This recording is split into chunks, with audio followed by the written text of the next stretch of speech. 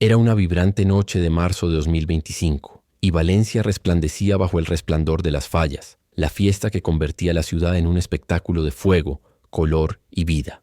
En el barrio del Carmen, las calles estrechas estaban abarrotadas, de ninots gigantes, esculturas de cartón piedra que se alzaban como guardianes efímeros, listas para arder en la crema. Los farolillos colgaban de los balcones, iluminando las fachadas con tonos dorados, mientras el aroma de paella valenciana, buñuelos recién fritos y horchata fresca impregnaba el aire.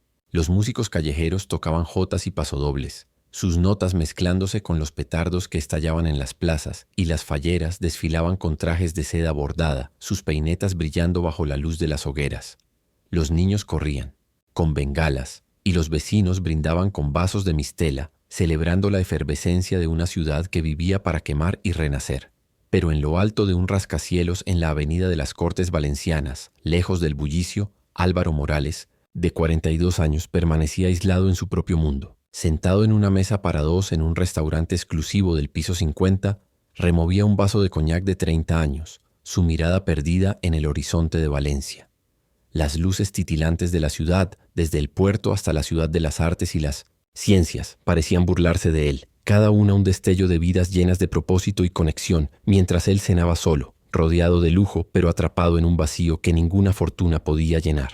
El mantel de lino blanco, los cubiertos de plata y el plato de lubina a la sala medio comer eran testigos mudos de su soledad. Álvaro, fundador y presidente de Morales Tech, había construido un imperio tecnológico que abarcaba 3 continentes, con una fortuna que superaba los 10.000 millones de euros. Sus algoritmos impulsaban industrias, sus servidores conectaban naciones y su nombre aparecía en las portadas de revistas como Forbes y Expansión. Pero el éxito era un eco hueco, un trofeo frío que no calentaba las noches en su penthouse. En la ciudad de las artes y las ciencias, un mausoleo de cristal y acero con vistas al Mediterráneo donde el silencio era su único compañero. Cada mañana el mismo ritual: levantarse al amanecer, revisar informes financieros, liderar reuniones en su despacho de caoba y regresar a un hogar donde no había risas, ni abrazos, ni vida. Mientras sorbía su coñac, el sabor intenso quemándole la garganta, Álvaro sintió el vacío que lo acompañaba desde hacía 6 años. Su teléfono vibró sobre la mesa. Un mensaje de su hermano gemelo y coseo, Carlos Morales. Acuerdo Singapur cerrado. 9 cifras. Celebras, hermano. Álvaro no respondió. Otro acuerdo, otro milagro financiero, otra línea en su currículum que no significaba nada. Los números que una vez lo habían impulsado a conquistar el mundo habían perdido su brillo. Su mente, como siempre en estos momentos de quietud, vagó hacia Isabel Navarro, su exesposa, la mujer que había llenado sus días de juventud con risas y sueños. Recordó su sonrisa, sus ojos que se arrugaban al reír, sus manos calmando, su estrés cuando las negociaciones lo abrumaban. 6 años desde su divorcio, y la herida seguía fresca, como si el tiempo se hubiera detenido en aquella mañana en la que ella, con lágrimas en los ojos, le dijo: «Queremos cosas diferentes. Álvaro, tú quieres un imperio, yo solo quiero una vida». Él la había dejado marchar, convencido de que su ambición, su visión para Morales Tech, valía el sacrificio. Había firmado los papeles del divorcio sin mirar atrás, ansioso por cerrar un acuerdo en Shanghái que catapultaría su empresa al estrellato. Ahora, sentado en este restaurante donde los camareros lo trataban con una deferencia casi reverencial, se preguntaba si había cometido el mayor error de su vida. ¿Qué había ganado? Un penthouse vacío, un jet privado que rara vez usaba, una agenda llena de reuniones que no llenaban el hueco en su pecho. ¿Y qué había perdido? A Isabel, su amor, su ancla, la única persona que lo había amado por quien era, no por lo que poseía. ¿Algo más, señor Morales?, preguntó el camarero, acercándose con la discreción de quien sabe tratar a clientes de su calibre. Álvaro levantó la vista, su rostro endurecido por años de decisiones implacables. «No, eso es todo», respondió su voz seca, devolviendo su atención a la ventana. El camarero asintió y se retiró dejando a Álvaro en su soledad un estado al que se había acostumbrado pero nunca aceptado. Un alboroto en la calle, visible a través de los ventanales del restaurante, rompió su ensimismamiento. Una pequeña multitud se había reunido en la acera, bajo la luz parpadeante de Seeds Nomenis, un farolillo decorado con motivos falleros. Álvaro se levantó curioso y se acercó al cristal, entrecerrando los ojos para ver mejor en la penumbra. Una mujer con un cartel de cartón, encorvada contra el viento fresco de la noche, pedía ayuda a los transeúntes, su figura frágil contrastando con el jolgorio de las fallas. Algo en su postura, La inclinación de su cabeza le resultó inquietantemente familiar, como un eco de un pasado que creía enterrado. Cuando la mujer giró, ajustando su bufanda deshilachada, el corazón de Álvaro se detuvo. Era Isabel, su exesposa, pidiendo limosna en la calle. Su cabello castaño, que una vez había brillado bajo el sol de la albufera, estaba recogido en una coleta sencilla, sin vida. Su ropa, gastada pero limpia, colgaba de un cuerpo más delgado de lo que recordaba. Pero lo que verdaderamente lo paralizó, lo que hizo que el mundo a su alrededor se desvaneciera, no fue la presencia de Isabel, sino los 4 niños pequeños que la rodeaban, de unos 5 años, idénticos en cada detalle. 4 réplicas perfectas de Álvaro, con su mandíbula afilada, su cabello oscuro, sus ojos azules penetrantes que parecían perforar la noche. 4 niños que solo podían haber nacido tras el divorcio, pero que llevaban sus rasgos inconfundibles, como si el tiempo hubiera clonado su infancia para enfrentarlo con lo que había perdido. El vaso de coñac se deslizó de su mano, estrellándose contra el suelo pulido con un estruendo que atrajo miradas de los comensales. Álvaro apenas notó el revuelo mientras los camareros corrían a limpiar el desastre, sus movimientos frenéticos un contraste con su inmovilidad. Sus ojos seguían fijos en la calle, en Isabel y los 4 niños, sus hijos, los hijos que nunca supo que existían. El murmullo del restaurante, el aroma de la lubina, la vibración de su teléfono con otro mensaje de Carlos, todo se desvaneció. Solo existían ellos, allí abajo, en una acera fría de Valencia, mientras él, en su torre de cristal, había vivido ajeno a su existencia. Abandonó su cena a medio comer, dejó un billete de 100 euros sobre la mesa y corrió hacia el ascensor, su corazón latiendo con una urgencia que no había sentido en años. La bajada desde el piso 50 fue una eternidad, cada segundo estirándose mientras preguntas inundaban su mente. ¿Cómo pudo Isabel ocultarle esto? 4 hijos, suyos, viviendo en la miseria mientras él acumulaba miles de millones. ¿Quién era él realmente si había permitido que su propia sangre llegara a esto? Aflojó su corbata luchando por respirar, su traje de Armani sintiéndose como una armadura que lo asfixiaba. Cuando las puertas del ascensor se abrieron, salió disparado por el vestíbulo de mármol, ignorando al camarero que le ofrecía su abrigo y al conserje que lo saludaba con deferencia. Se lanzó a la fría noche de Valencia, el humo de las hogueras de las fallas envolviéndolo como un velo, decidido a enfrentar la verdad que había cambiado su mundo en un instante. Mientras corría hacia la acera donde había visto a Isabel, Álvaro recordó una carta que había recibido un año después del divorcio, sin remitente, con una sola línea. Algún día entenderás lo que perdiste. La había descartado como un intento de manipulación, guardándola en un cajón sin leerla. De nuevo, ahora, esa frase resonaba en su mente, un presagio de la verdad que estaba a punto de descubrir. La noche de Valencia palpitaba con la energía de las fallas, un torbellino de fuego y celebración que envolvía la ciudad en un resplandor dorado. En la avenida de las Cortes Valencianas, el humo de las hogueras se alzaba hacia el cielo estrellado, mezclándose con los aromas de paella valenciana cocinada en leña, buñuelos fritos en aceite caliente y horchata fresca servida en vasos. Debajo, los petardos estallaban en las calles, acompañados por las risas de los niños y los acordes de jotas tocadas por músicos ambulantes. Los farolillos colgaban de los balcones, proyectando sombras danzantes sobre las fachadas, mientras las falleras desfilaban con sus trajes de seda iluminadas por las llamas de los ninots que pronto arderían en la cremá. Pero en medio de esta efervescencia, Álvaro Morales, de 42 años, sentía el mundo detenerse, su corazón latiendo con una urgencia que lo arrancó de la seguridad de su restaurante exclusivo en el piso 50 y lo lanzó a la acera fría. Álvaro salió del rascacielos, el aire nocturno cargado de humo y pólvora golpeándolo como un recordatorio de la realidad que había evadido durante años. Sus ojos escanearon frenéticamente la avenida, temiendo que Isabel Navarro, su exesposa, y los 4 niños idénticos que había visto desde la ventana, sus hijos según cada fibra de su ser, hubieran desaparecido en las sombras de la ciudad. El bullicio de las fallas, con sus colores y sonidos, parecía desvanecerse, dejando solo el eco de su propia respiración agitada. Entonces los vio, a media manzana, bajo la luz parpadeante de un farolillo decorado con motivos falleros. Isabel. Estaba arrodillada, ajustando la chaqueta gastada de uno de los niños, su cartel de cartón apoyado en el suelo, con palabras garabateadas que Álvaro no alcanzó a leer. «Ayuda, madre de 4, por favor». La visión lo paralizó, como si el tiempo hubiera retrocedido 6 años, trayendo de vuelta a la mujer que había amado y perdido. «Isabel», llamó Álvaro, su voz quebrándose en la noche, resonando sobre el murmullo de la multitud. Ella se congeló, su cuerpo tensándose visiblemente como un animal atrapado en la luz de un faro. Lentamente se giró y cuando sus ojos se encontraron, Álvaro vio un torbellino de emociones cruzar su rostro. Shock, miedo y una resignación que le dolió más que cualquier reproche. Álvaro, susurró, instintivamente acercando a los 4 niños que se agruparon a su alrededor como pequeños guardianes. De cerca la semejanza era aún más impactante. 4 rostros idénticos de unos 5 años lo miraban con ojos azules penetrantes, réplicas perfectas de él, mismo en su infancia.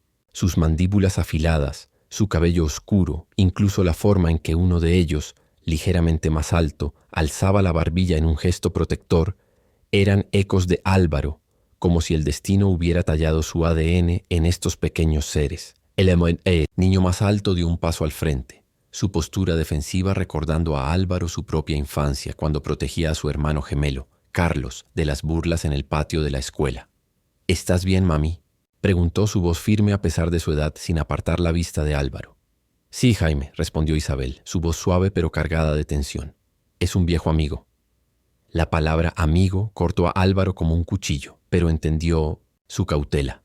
Isabel estaba protegiendo a los niños, como siempre lo había hecho, incluso cuando él no estaba allí para saberlo. Álvaro no podía apartar los ojos de los cuatrillizos. Sus rostros eran un espejo de su pasado, un recordatorio viviente de lo que había perdido.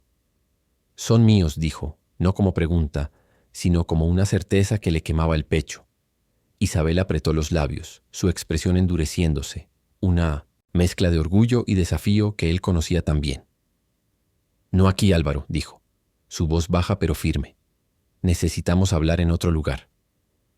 ¿Cuántos años tienen?, insistió, incapaz de contener la urgencia que lo consumía.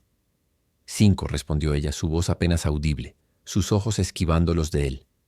5 años. La matemática era implacable. Isabel debía estar embarazada cuando firmaron el divorcio, cuando él, cegado por la expansión de Morales Tech, dejó atrás su matrimonio sin mirar atrás.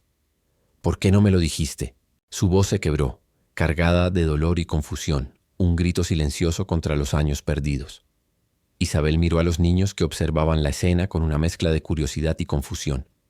No aquí, repitió su tono más cortante. Mami, tengo hambre, dijo uno de los niños más pequeños tirando de su chaqueta deshilachada.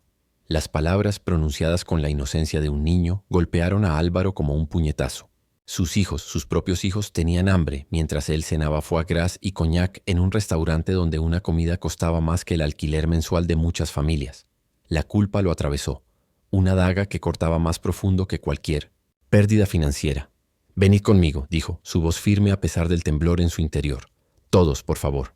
Isabel dudó, su orgullo luchando contra la necesidad evidente en los rostros de sus hijos.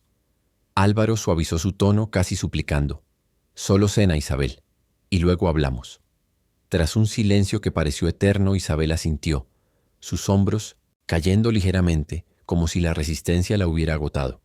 De acuerdo, dijo, recogiendo el cartel de cartón con manos temblorosas. Solo cena. Álvaro los llevó a un restaurante familiar en el barrio del Carmen, alejándose instintivamente de los locales de lujo que frecuentaba.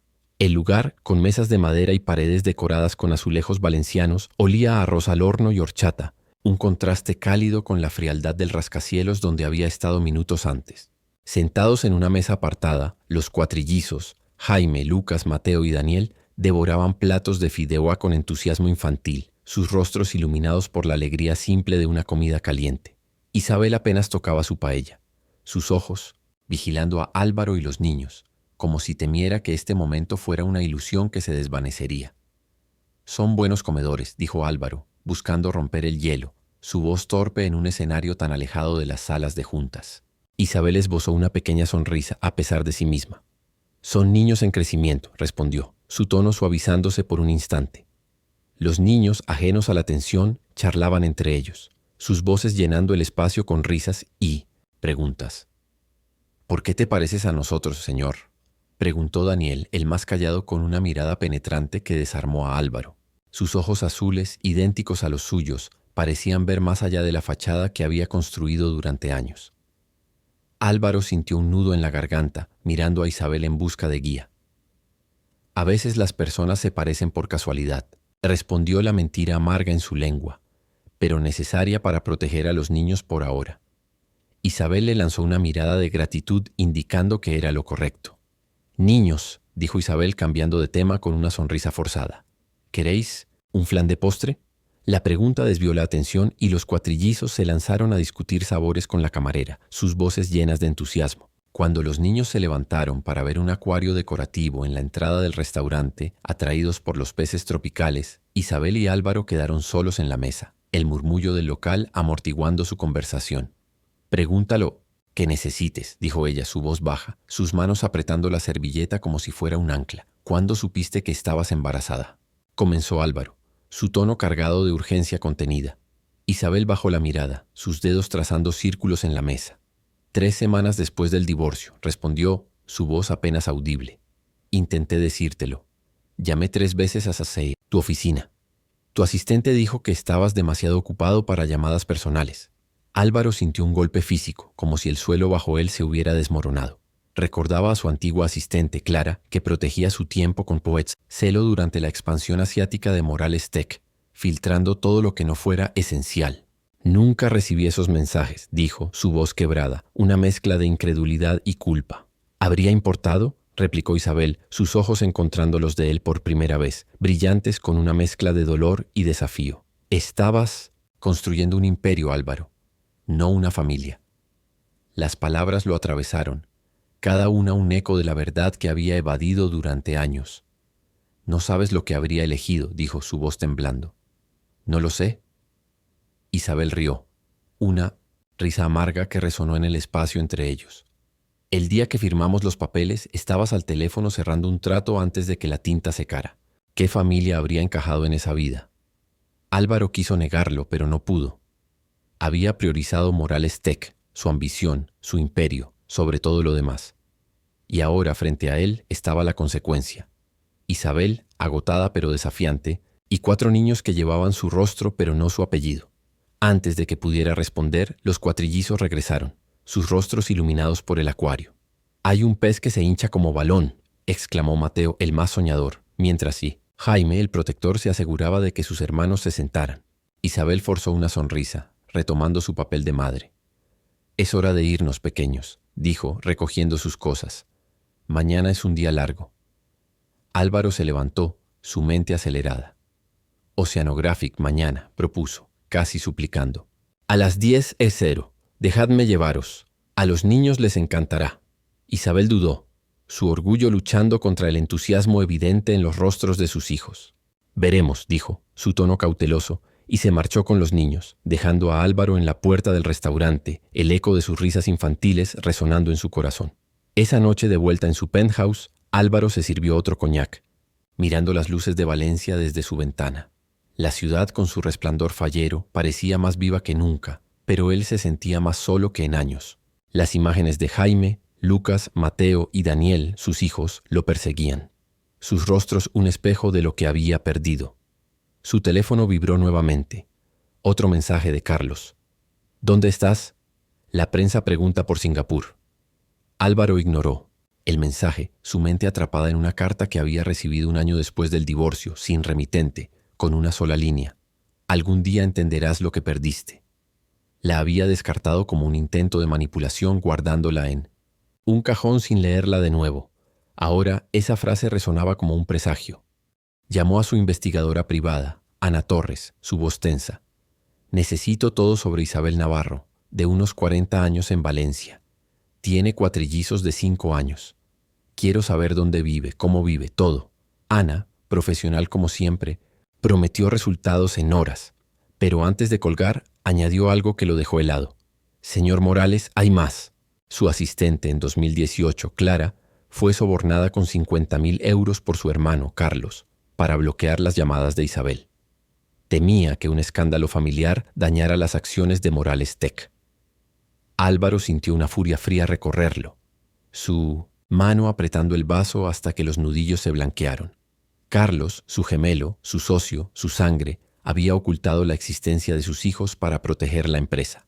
La verdad era un fuego que quemaba todo lo que Álvaro creía saber sobre su familia, su pasado y su futuro. La mañana del 15 de marzo de 2025, Amaneció radiante en Valencia, con el sol bañando las calles del barrio del Carmen en un resplandor dorado que anunciaba el clímax de las fallas. Los ninots, esculturas de cartón piedra que dominaban las plazas, parecían cobrar vida bajo la luz, mientras los petardos resonaban como un latido constante de la ciudad. En Ruzafa, los puestos callejeros ofrecían horchata fresca, buñuelos, crujientes y naranjas recién cortadas, y los músicos tocaban pasodobles que se mezclaban con el bullicio de los falleros preparando la cremá. Pero en el Oceanographic, un oasis de calma en medio de la efervescencia, Álvaro Morales, de 42 años, aguardaba con el corazón acelerado, su traje de Armani contrastando con la energía infantil que llenaba el acuario más grande de Europa. Álvaro había llegado una hora antes, paseando nervioso frente a la entrada, donde familias y turistas se arremolinaban bajo la silueta futurista de los edificios diseñados por Calatrava. La noche anterior, tras descubrir que su hermano gemelo, Carlos, había sobornado a su asistente para bloquear las llamadas de Isabel Navarro, su exesposa, Álvaro apenas había dormido. Las imágenes de los cuatrillizos, Jaime, Lucas, Mateo y Daniel, lo perseguían. Sus rostros, réplicas perfectas de él mismo, eran un recordatorio de los 5 años perdidos, de un secreto que Carlos había enterrado para proteger Morales Tech. La furia hacia su hermano se mezclaba con una culpa, abrumadora hacia Isabel, que había criado sola a sus hijos mientras él vivía en un penthouse de cristal. Hoy, en el Oceanographic, tenía la oportunidad de dar el primer paso para corregir ese error, aunque no sabía si Isabel, con su orgullo feroz, lo permitiría. A las 10:00 en punto, los vio acercarse por el paseo marítimo. 5 figuras recortadas, contra el brillo del Mediterráneo. Isabel caminaba con paso firme, su cabello castaño suelto bajo el sol, vestida con jeans y una blusa sencilla que no ocultaba su cansancio.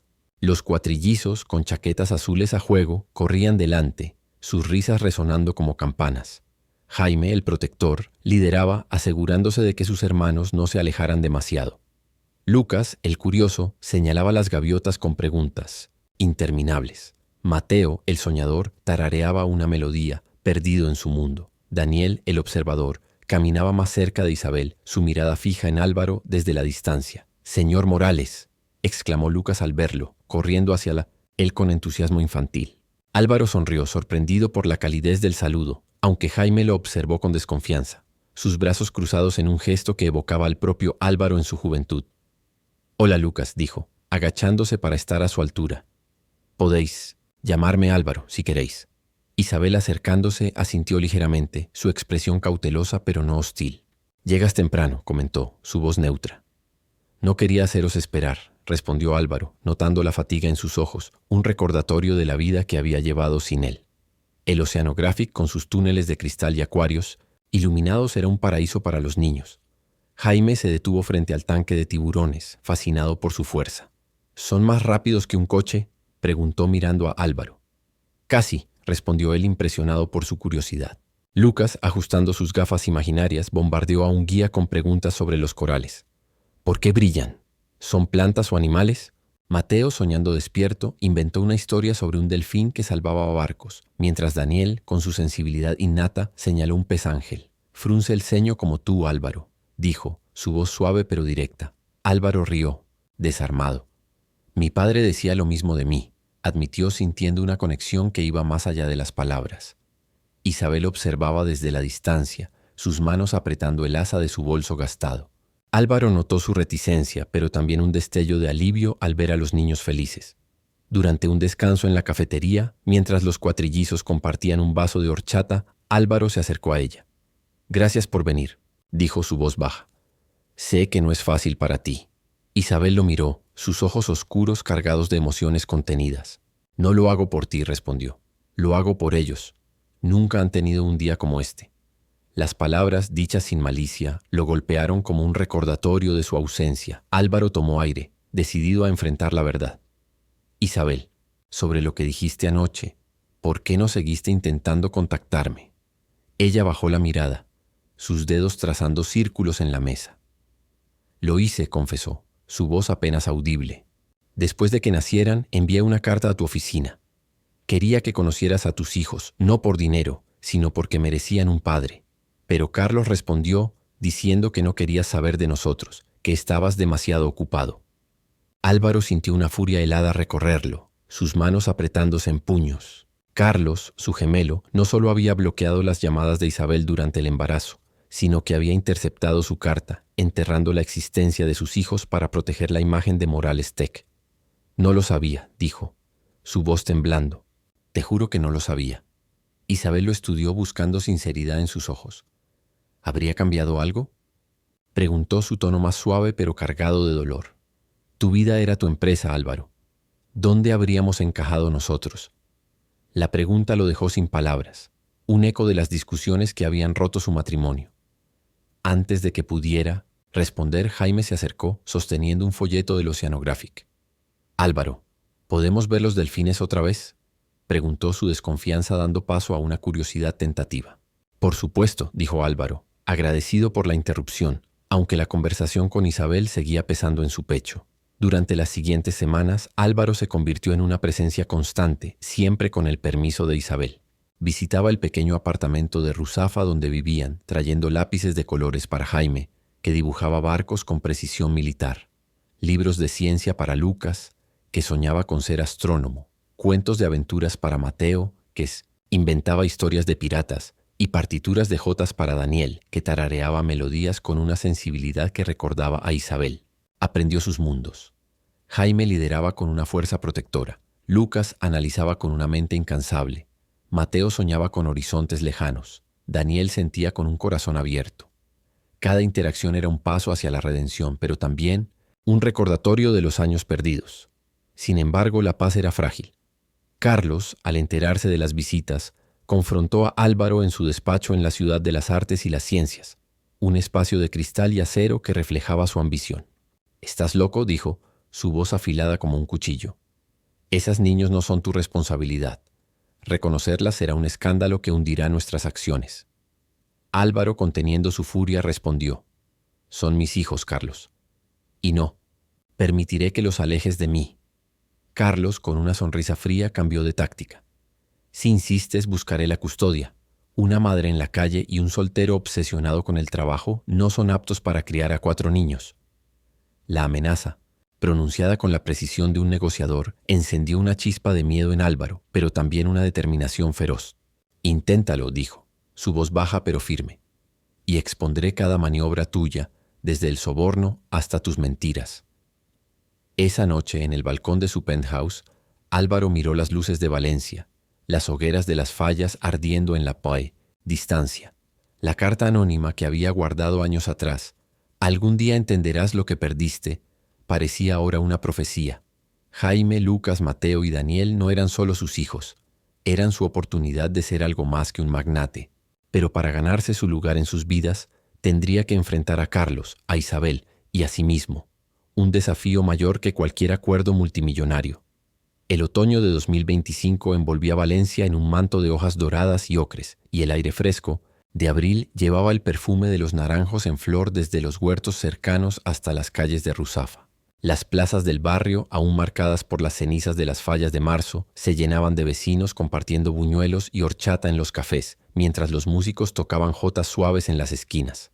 Los farolillos, ahora apagados, colgaban, como recuerdos de la fiesta, y los niños jugaban con cometas en el Parque Central, sus risas resonando bajo un cielo azul pálido. Pero en el corazón de esta ciudad vibrante, la vida de Isabel Navarro pendía de un hilo frágil, y una crisis inesperada unía a una familia que apenas comenzaba a formarse.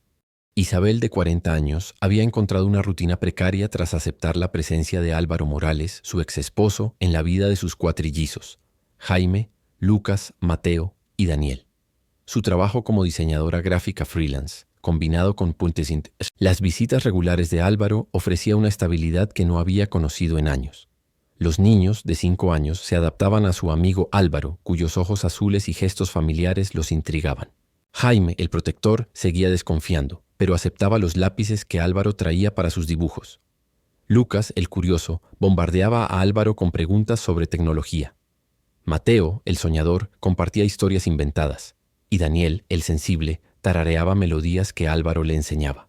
Pero la paz era frágil, ensombrecida por la amenaza de Carlos Morales, el hermano gemelo de Álvaro, que había presentado una demanda de custodia, alegando que Isabel, agotada y con deudas, era incapaz, y que Álvaro, un soltero obsesionado con el trabajo, no estaba preparado para ser padre. Una fría mañana de abril, mientras Isabel preparaba el desayuno en su pequeño apartamento de Ruzafa, tostadas con tomate y aceite, cortadas en triángulos para los niños, sintió un mareo repentino que la obligó a apoyarse en la encimera de la cocina. Había ignorado el cansancio crónico, los dolores musculares y la fiebre intermitente durante semanas, atribuyéndolos al estrés de criar sola a 4 niños, trabajar hasta la medianoche y navegar la reaparición de Álvaro. Pero esa mañana, mientras los cuatrillizos reían en la mesa, el mundo se oscureció y su cuerpo colapsó, deslizándose al suelo con un golpe sordo que silenció la habitación. Jaime fue el primero en reaccionar, corriendo a su lado. «Mami, despierta», gritó, sacudiéndola con manos temblorosas. Lucas, con una madurez impropia de su edad, tomó el teléfono de su madre y marcó el número de Álvaro, que había guardado tras una visita. «Álvaro, mami está en el suelo y no se mueve», dijo, su voz quebrada. Daniel y Mateo, abrazados, lloraban en silencio, sus rostros pálidos. Álvaro, en una reunión en la sede de Morales Tech, abandonó la sala. Sin explicaciones cuando recibió la llamada, su Bentley atravesando Valencia bajo un cielo plomizo hasta el hospital clínico, donde Isabel había sido ingresada. Los médicos diagnosticaron una infección pulmonar grave, exacerbada por el agotamiento crónico y la desnutrición leve. Isabel había priorizado la comida para sus hijos sobre la suya propia. Mientras ella permanecía en cuidados intensivos, Álvaro encontró a los cuatrillizos en una sala de espera, acurrucados en un sofá bajo la luz fría de los fluorescentes. Jaime abrazaba a sus hermanos, su postura protectora ocultando el miedo en sus ojos. Lucas leía un folleto médico, buscando respuestas. Mateo se mecía, perdido en su mundo, y Daniel, con lágrimas cayendo, apretaba un peluche gastado. «Álvaro», dijo Jaime al verlo, levantándose con una mezcla de alivio y desconfianza. «¿Mami va a morir como papá?». La pregunta, cruda y directa, atravesó a Álvaro como un cuchillo, evocando el dolor de no haber estado allí cuando Isabel perdió a su esposo en un accidente años atrás, un hombre que Álvaro nunca conoció, pero cuya ausencia había moldeado la vida de sus hijos. Álvaro se arrodilló, algo que nunca había hecho en sus negociaciones multimillonarias, y tomó las manos de Jaime. «No lo permitiré», prometió, su voz quebrada por una emoción que no había mostrado en años. «Vuestra mami es fuerte, y estoy aquí para cuidaros». Daniel, sollozando, se lanzó a sus brazos, su pequeño cuerpo temblando contra el traje impecable de Álvaro. «Quiero cantar para mami», murmuró, «pero no me dejan entrar». Álvaro lo abrazó, sintiendo el peso de su responsabilidad como un ancla. En la sala de espera, Álvaro se convirtió en su refugio. Respondió a las preguntas de Lucas sobre los pulmones, explicando con paciencia. Los médicos le están dando medicinas para que respire mejor. A Mateo, que buscaba consuelo en las historias, le contó un cuento sobre un caballero que salvaba a su reina, inspirado en las fallas. A Daniel, que encontraba paz en la música, le cantó una jota valenciana, su voz temblorosa pero cálida. A Jaime, que intentaba ser fuerte, le aseguró: «No tienes que cargar todo solo. Estoy aquí». Llevó a los niños a la cafetería del hospital, donde compartieron un plato de croquetas y un vaso de horchata, un intento de normalidad en medio del caos. Cuando Daniel derramó su bebida, rompió a llorar, no por el accidente, sino por el miedo acumulado. Álvaro, arrodillándose, le ofreció su pañuelo. «Está bien llorar por lo grande, Daniel», dijo. «La horchata es solo una excusa». Jaime, observándolo, relajó su guardia por primera vez, sus ojos mostrando una chispa de confianza. A medianoche, el doctor Elena Martínez salió de cuidados intensivos, su rostro agotado pero aliviado. «La infección está controlada», anunció.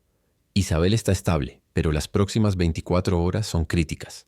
Álvaro sintió un alivio que lo dejó sin aliento, abrazando a los niños que se acurrucaron contra él, exhaustos. «Mami va a estar bien», murmuró Lucas más para sí mismo. Mateo, con una sonrisa tímida, dijo: «Le contaré una historia cuando despierte». Daniel, apretando su peluche, añadió: «Y yo le cantaré». Jaime, relajado por primera vez, susurró: «Gracias, Álvaro». Pero la amenaza de Carlos no había desaparecido. Al día siguiente, mientras Álvaro llevaba a los niños a la escuela, su abogada, Marta Soler, lo llamó con urgencia. «Carlos ha presentado una demanda formal», dijo. «Alega que Isabel es incapaz de criar a los niños debido a su salud y deudas, y que usted, un soltero sin experiencia, no es apto para la custodia. Ha contratado a un detective para desacreditar a Isabel». Álvaro sintió una furia helada, sus manos apretando el volante. Carlos no solo había bloqueado las llamadas y la carta de Isabel años atrás, sino que ahora intentaba arrancarle a sus hijos para proteger la imagen de Morales Tech. «No lo permitiré», respondió. «Reúne pruebas de su soborno. Esto termina ahora». Esa noche, Álvaro enfrentó a Carlos en su despacho, un espacio de cristal con vistas al puerto de Valencia. «Para», dijo, su voz como acero, mostrando un expediente con transferencias bancarias que probaban el soborno. «Son mis hijos. Si sigues, expondré todo. El dinero, la vigilancia, tus mentiras». Carlos, pálido, intentó defenderse. «Lo hice por la empresa, por nuestro legado», dijo. «Tu legado es dinero», replicó Álvaro. «El mío es mi familia». Intimidado por las pruebas y la determinación de su hermano, Carlos cedió, prometiendo retirar la demanda, aunque Álvaro sabía que su relación con él estaba rota para siempre. Antes de dejar el hospital, Álvaro entró en la capilla, donde una imagen de la Virgen de los Desamparados brillaba bajo la luz de las velas. Encendió una vela, algo que no hacía desde la muerte de su madre, y pidió fuerza para proteger a Isabel, Jaime, Lucas, Mateo y Daniel. Mientras la llama parpadeaba, Jaime se acercó sosteniendo una carta arrugada escrita por Isabel durante el embarazo. «Álvaro, espero que algún día conozcas a nuestros hijos. Son tu luz». Álvaro, con lágrimas en los ojos, abrazó a Jaime, sabiendo que su batalla por su familia apenas comenzaba, pero que por primera vez tenía algo por lo que valía la pena arriesgarlo todo. La primavera de 2026 florecía en Minot-Quesión, Valencia, transformando las calles de Ruzafa en un tapiz de naranjos en flor y jazmines que perfumaban el aire con un dulzor embriagador. Los mercados del barrio bullían compuestos de naranjas frescas, buñuelos crujientes y horchata helada, mientras los músicos tocaban habaneras en las plazas, sus notas mezclándose con las risas de los niños que jugaban en el Parque Central. Los ecos de las fallas del año anterior aún resonaban en la memoria colectiva, pero para Isabel Navarro, de 40 años, y sus cuatrillizos, Jaime, Lucas, Mateo y Daniel, de 6 años, la vida comenzaba a renacer como los árboles que reverdecían. Tras un invierno largo y oscuro, tras su colapso en abril de 2025, Isabel había luchado por recuperarse de una infección pulmonar que casi la arrebató de sus hijos. La experiencia, aunque aterradora, había marcado un punto de inflexión. Álvaro Morales, su exesposo, había estado a su lado, no solo como un apoyo financiero, sino como un padre que se esforzaba por ganarse el lugar que había perdido durante 5 años. Su presencia constante en el hospital, consolando a los niños y enfrentándose a su hermano gemelo, Carlos, había roto las barreras de desconfianza que Isabel había construido. Ahora, completamente recuperada, Isabel trabajaba como diseñadora gráfica en una firma local, un puesto que Álvaro había ayudado a conseguir, pero que ella había ganado con su talento. Los cuatrillizos florecían en su escuela en Ruzafa, donde Jaime lideraba proyectos de arte, Lucas destacaba en ciencias, Mateo escribía historias y Daniel cantaba en el coro, su voz evocando la pasión musical de su madre. Álvaro, transformado por su relación con los niños, había abandonado su vida de magnate distante. Cambió su penthouse en la ciudad de las artes y las ciencias por un piso cálido en Ruzafa, a pocas calles del apartamento de Isabel, un espacio con paredes cubiertas de dibujos de Jaime, diagramas estelares de Lucas, cuentos escritos por Mateo y partituras de Daniel. Los domingos se convirtieron en domingos de paella, una tradición que Álvaro creó, aprendiendo a cocinar el plato valenciano bajo la supervisión estricta de los niños. «Más azafrán, Álvaro», exclamaba Jaime mientras Lucas medía los ingredientes con precisión científica. Mateo inventaba historias sobre piratas comiendo paella, y Daniel tarareaba una jota para darle sabor. Álvaro, con una sonrisa que nunca había mostrado en las salas de juntas, aceptaba las críticas con buen humor, sus manos, antes dedicadas a firmar contratos millonarios, ahora llenas de arroz y caldo. Álvaro se sumergió en los mundos de los niños, aprendiendo sus lenguajes. Jaime, con su instinto protector, dibujaba barcos y castillos, reflejando su necesidad de seguridad. Lucas, con su mente inquisitiva, preguntaba sobre satélites y algoritmos, soñando con ser astrónomo. Mateo, con su imaginación desbordante, creaba historias de caballeros y dragones, mientras Daniel, con su sensibilidad, encontraba refugio en la música, tocando un violín pequeño que Álvaro le había regalado. En el recital escolar de fin de curso, Álvaro llevó un ramo de azahar, las flores favoritas de Isabel, y aplaudió con orgullo cuando Daniel cantó una jota valenciana, su voz llenando el auditorio. «Eso fue increíble», dijo, abrazando a Daniel mientras Jaime, Lucas y Mateo se unían, sus rostros iluminados por la atención de Álvaro. Pero la sombra de Carlos persistía. Aunque había retirado su demanda de custodia tras la confrontación en el hospital, Carlos seguía vigilando desde la distancia, enviando mensajes a través de colegas en Morales Tech, insinuando que Isabel podría ser una carga para Álvaro y que los niños no encajaban con el legado de la empresa. Álvaro, con su abogada Marta Soler, reunió pruebas adicionales del soborno de Carlos, asegurándose de que no pudiera volver a amenazar a su familia. En una reunión final en la sede de Morales Tech, Álvaro enfrentó a su hermano. «No vuelvas a cruzarte en nuestro camino», dijo, mostrando un expediente con correos que detallaban la vigilancia de Carlos sobre Isabel durante años. «Ellos son mi familia, no un riesgo para tus acciones». Carlos, derrotado, firmó un acuerdo para mantenerse al margen, perdiendo cualquier influencia sobre Álvaro. «Espero que seas feliz con tu nueva vida», dijo con amargura antes de Meloposense salir. Álvaro, mirando el puerto de Valencia desde la ventana, supo que su verdadero legado eran sus hijos, no su empresa. En Navidad de 2025, Álvaro decidió sellar su compromiso con la familia. En Nochebuena, mientras decoraban un Belén en el piso de Ruzafa, con pastores y reyes magos bajo la mirada de la Virgen de los Desamparados, entregó 5 regalos envueltos con cuidado. Para Jaime, una pulsera de plata grabada con «Tu liderazgo brilla». Para Lucas, otra con «Tu curiosidad ilumina». Para Mateo, «Tu imaginación inspira». Para Daniel, «Tu sensibilidad une». Y para Isabel, «Tu fuerza nos guía». «¿Por qué son diferentes?», preguntó Daniel, girando la suya bajo la luz. «Porque cada uno es una estrella», respondió Álvaro, su voz cargada de emoción. Jaime, tocando su pulsera, susurró: «¿Soy líder de verdad?». Álvaro asintió. «Eres el capitán de esta familia, Jaime». Isabel, con lágrimas contenidas, aceptó la suya. «No lo merezco», dijo. Álvaro la miró. «Lo mereces todo, Isabel. Eres el corazón de esta familia».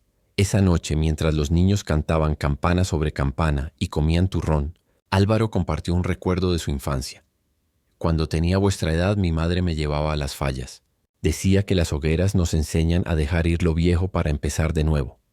Lucas, con ojos brillantes, preguntó: «¿Podemos aprender a tocar el violín como mami?». Álvaro prometió encontrar un profesor, un compromiso que selló su lugar en sus vidas. La primavera de 2027 amanecía en Valencia con una explosión de color, y los naranjos de Ruzafa perfumaban el aire con un dulzor que anunciaba el regreso de las fallas. Las calles del barrio vibraban con la preparación de la fiesta, con ninots alzándose en las plazas y falleras desfilando con trajes de seda. Los puestos ofrecían paella valenciana, rosquillas y horchata, mientras los petardos resonaban como un himno a la renovación. En un apartamento luminoso con vistas a un patio de jazmines, Isabel Navarro, de 42 años, tocaba el violín, sus notas llenando el hogar de melodías que hablaban de amor y resiliencia. A su alrededor, Jaime, Lucas, Mateo y Daniel, ahora de 7 años, reían mientras pintaban carteles, y Álvaro Morales, de 44 años, preparaba una fideuá, su delantal cubierto de harina, una sonrisa iluminando su rostro. El camino hacia este momento había sido un viaje de sanación y redención. Tras la crisis de salud de Isabel en abril de 2025, la familia había encontrado un nuevo comienzo en Ruzafa. Isabel, completamente recuperada, había retomado su pasión por la música, tocando el violín en eventos locales y enseñando a los pomtesenoos cuatrillizos que mostraban el talento de su madre. Jaime, con su liderazgo natural, organizaba juegos en el Parque Central.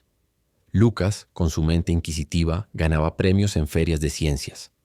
Mateo, con su imaginación, escribía cuentos que leía en la escuela. Daniel, con su sensibilidad, componía melodías en un violín pequeño, su voz llenando el hogar de jotas valencianas. Álvaro, que había dejado atrás su vida de magnate distante, era ahora un padre a tiempo completo, recogiendo a los niños de la escuela, asistiendo a sus recitales y preparando paella los domingos. Una tradición que se había convertido en el corazón de su familia. En el cumpleaños de los cuatrillizos, en marzo de 2026, Álvaro había compartido un regalo que selló su unión.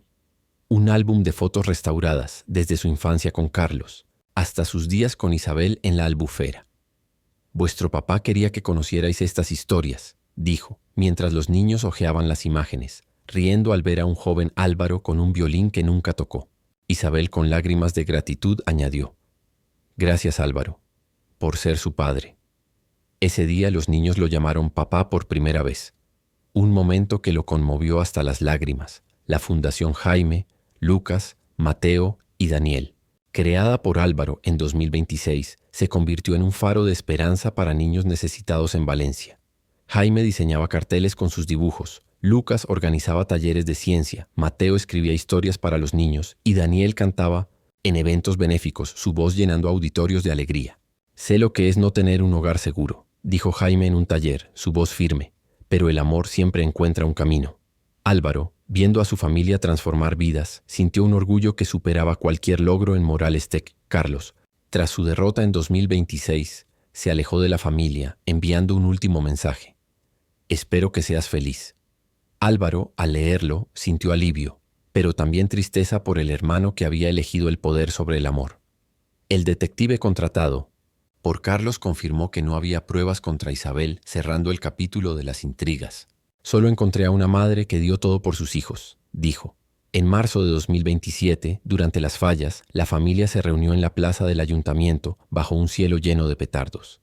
Isabel tocaba una habanera en su violín, Jaime pintaba un ninot, Lucas explicaba la química de los cohetes, Mateo narraba una historia de caballeros falleros y Daniel cantaba una jota. Álvaro, sirviendo paella a los vecinos, sonreía. No somos normales, dijo Jaime comiendo un buñuelo. Empezamos separados, pero ahora somos uno. Isabel junto a Álvaro asintió. Las familias se eligen cada día, incluso en Plinostenitz, la tormenta. Daniel, con una sonrisa traviesa, añadió, como cuando compartimos churros con papá. Esa noche, bajo las llamas de la crema, los niños pidieron un deseo ante un ninot ardiente. Que papá y mami sean amigos para siempre. Álvaro e Isabel, tomados de la mano, prometieron cumplirlo. En el patio de su piso, leyeron un cuento de Blasco Ibáñez, los niños durmiéndose en un columpio. Álvaro, mirando a su familia, supo que un encuentro en una acera había encendido 4 estrellas que iluminarían Valencia para siempre.